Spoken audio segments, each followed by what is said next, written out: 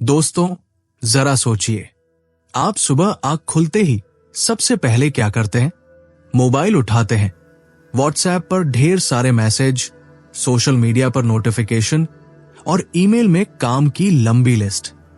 उधर ऑफिस का प्रेशर, इधर घर की जिम्मेदारियां और उसके ऊपर ट्रैफिक, महंगाई और रिश्तों में खटास जैसी अनगिनत टेंशन। ऐसा लगता है जैसे हमारी जिंदगी एक रेस में फंस गई हो, जहां हम हर वक्त भाग रहे हैं, लेकिन पता ही नहीं क्यों। सच बताइए, कितनी बार ऐसा हुआ है कि आप थककर सोफे पर बैठ गए हों और सोचा हो, काश जिंदगी थोड़ी आसान होती। अब जरा सोचिए, अगर कोई आपको कहे कि हजारों साल पहले भी किसी ने जिंदगी के इतने बड़े बड़े इम्तिहान झेले, लेकिन उन्होंने कभी अपने मन को तनाव में डूबने नहीं दिया, ना शिकायत की, ना हार मानी, बल्कि हर मुश्किल को मुस्कुराकर स्वीकार किया। ये कहानी है मर्यादा पुरुषोत्तम भगवान श्री राम की। श्री राम, जिनका जीवन सिर्फ धार्मिक आस्था का प्रतीक नहीं, बल्कि मानसिक शांति, धैर्य और सही निर्णय लेने की एक जीती जागती मिसाल है। सोचिए, जिस व्यक्ति का राज्याभिषेक होने वाला था, उसी को एक ही रात में 14 साल का वनवास दे दिया गया। जिसकी पत्नी का अपहरण हो गया, वो भी ऐसे समय में जब उसके पास कोई बड़ी सेना नहीं थी।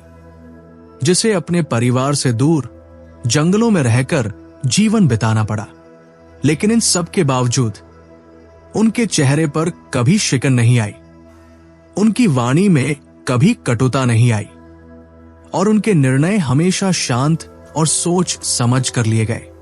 दोस्तों, आज की इस वीडियो में मैं आपको उनके जीवन की 3 ऐसी घटनाएं सुनाने वाला हूं, जो न सिर्फ सुनने में अद्भुत है, बल्कि अगर आप इन्हें अपने जीवन में उतार लें, तो आपका तनाव ऐसे गायब हो जाएगा जैसे सूर्य निकलते ही अंधेरा मिट जाता है। तो आइए हम समय की यात्रा करते हैं हजारों साल पीछे, उस युग में जहां एक राजकुमार ने हमें सिखाया कि सच्चा बल हथियारों में नहीं, बल्कि मन को जीतने में है। इंसिडेंट 1, वनवास। Acceptance without resistance. जैसा है वैसा मान लेना। दोस्तों, अयोध्या नगरी में उस दिन उत्सव का माहौल था।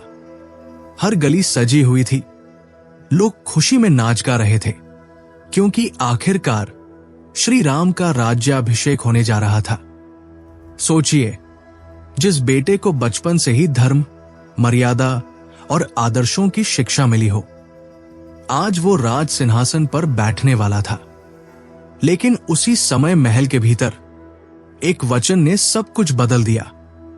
महारानी कैके ने राजा दशरथ से अपने 2 वरदान मांग लिए, भरत को राजगद्दी और श्री राम को 14 साल का वनवास। अब आप जरा अपने जीवन से जोड़कर देखिए। मान लीजिए, जिस दिन आपको प्रमोशन मिलने वाला हो, जिस दिन आपके सपनों की गाड़ी, घर या कोई उपलब्धि आपके हाथ में आने वाली हो, ठीक उसी दिन सब कुछ छिन जाए, क्या होगा? हमारा मन टूट जाएगा, गुस्सा आएगा, शिकायतें होंगी।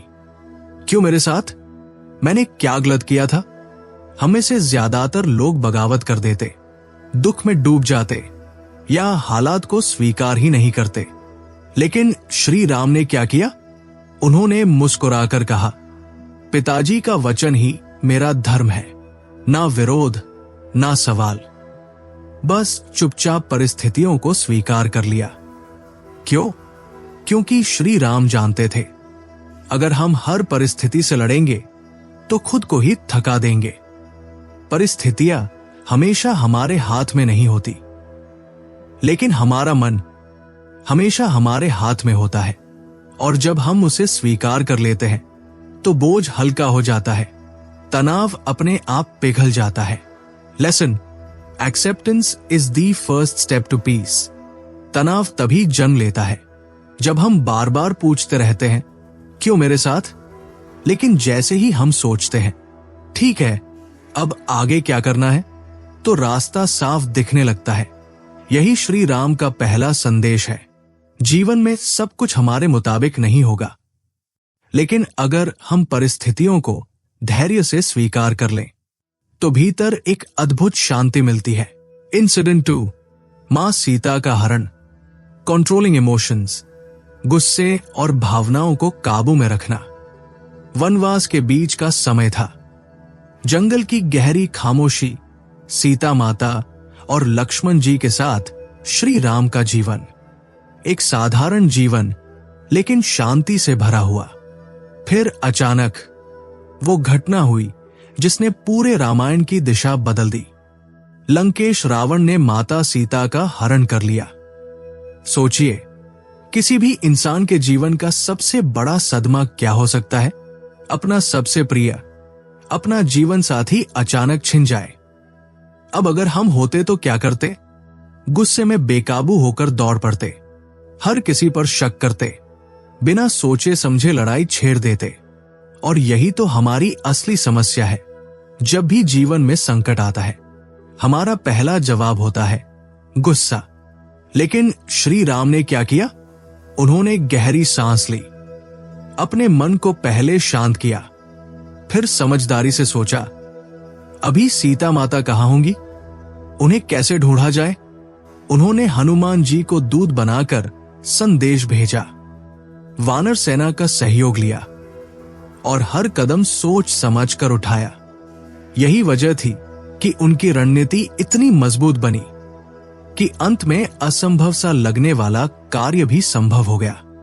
Lesson, don't act in anger. गुस्सा और तनाव दोनों सगे भाई बहन हैं। जब गुस्सा आता है तो सोचने की शक्ति बंद हो जाती है, और जब तनाव बढ़ता है तो शरीर और मन दोनों थक जाते हैं। अगर हम उसी समय निर्णय ले लें तो बाद में पछताना पड़ता है।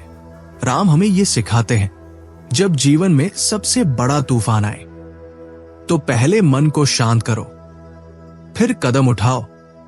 आज अगर नौकरी में अचानक प्रॉब्लम आ जाए या रिश्तों में कोई बड़ा झगड़ा हो जाए तो तुरंत प्रतिक्रिया देने के बजाय थोड़ा रुककर सोचें, मुझे गुस्से में नहीं, समझदारी में निर्णय लेना है।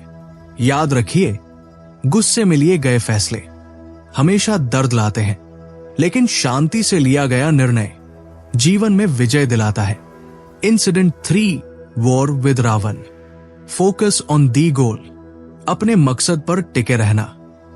दोस्तों, अब जरा कल्पना कीजिए, लंका का मैदान, चारों तरफ युद्ध का शोर, धनुष बाणों की आवाज और चारों ओर फैला हुआ धुआं। सामने रावण की विशाल सेना, असंख्य रथ, योद्धा और दैत्य, हर तरफ बाधाएं ही बाधाएं। श्री राम के सामने सिर्फ युद्ध जीतने की चुनौती नहीं थी, बल्कि उस युद्ध में अपने असली लक्ष्य को याद रखना भी था, माता सीता की रक्षा। सोचिए, इतने लंबे संघर्ष में कितनी बार ऐसा हुआ होगा कि ध्यान भटक सकता था। कभी सेना की ताकत देखकर डर आ सकता था, कभी लंबे युद्ध से थकान आ सकती थी। लेकिन श्री राम ने कभी अपना ध्यान अपने असली उद्देश्य से नहीं हटाया। वो बार बार खुद को यही याद दिलाते रहे, मेरा लक्ष्य सिर्फ एक है, सीता माता को सुरक्षित वापस लाना। अब जरा अपनी जिंदगी से तुलना कीजिए। हमारे जीवन में भी कई छोटे छोटे रावण हैं। ऑफिस की राजनीति, दोस्तों या परिवार के साथ झगड़े, सोशल मीडिया का दबाव, दूसरों से तुलना करने की आदत। ये सब छोटे छोटे युद्ध हमें हर दिन लड़ने पड़ते हैं। और होता क्या है, हम इन छोटी छोटी बातों में उलझकर अपने असली लक्ष्य, खुशी, प्रगति और संतुलन को भूल जाते हैं। तनाव तब बढ़ता है जब हम हर आवाज का जवाब देने लगते हैं, हर आलोचना, हर समस्या, हर उलझन में फंस जाते हैं। लेकिन श्री राम हमें यही सिखाते हैं, lesson, focus only on what truly matters. अगर लक्ष्य साफ है तो रास्ते की आवाजें अपने आप फीकी पड़ जाती है। आज अगर आप पढ़ाई कर रहे हैं तो आपका असली लक्ष्य है सीखना और आगे बढ़ना। अगर आप नौकरी कर रहे हैं तो आपका लक्ष्य है अपने सपनों की तरफ बढ़ना। लेकिन अगर आप हर छोटी परेशानी में फंसते रहेंगे तो असली मंजिल तक कभी नहीं पहुंच पाएंगे। याद रखिए, राम ने जीत इसलिए पाई क्योंकि उनका ध्यान हर पल अपने लक्ष्य पर था। और हम भी जीवन के हर युद्ध में तभी सफल होंगे जब हम अपने असली लक्ष्य को याद रखेंगे।